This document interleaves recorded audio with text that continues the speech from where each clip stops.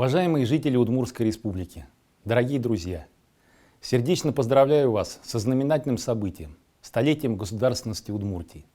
Символично, что дата юбилея совпадает с одним из важнейших для нас праздников – Днем народного единства. И Удмуртия, где живут в мире и согласии представители 180 национальностей, безусловно, пример добрососедства. За прошедшие десятилетия республика стала символом оборонного щита нашей Родины. Талант конструкторов Михаила Калашникова, Владимира Ярыгина, Евгения Драгунова признан во всем мире.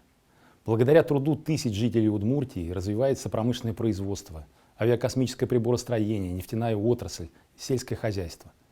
Республика – один из лидеров реализации национальных проектов, инициированных президентом России Владимиром Владимировичем Путиным. За столетие из просветительских клубов и приходских школ выросла мощная система научных и образовательных учреждений. Сформировался облик удмуртской культуры и искусства. На весь мир знаменита Удмуртская школа олимпийской подготовки, медали Галины Кулаковой, Тамары Тихоновой, Максима Валикжанина, Алины Загитовой, весомый вклад в историю спортивной России. Благодаря вашей ежедневной работе, дорогие друзья, Удмуртская республика сегодня один из динамично развивающихся регионов России.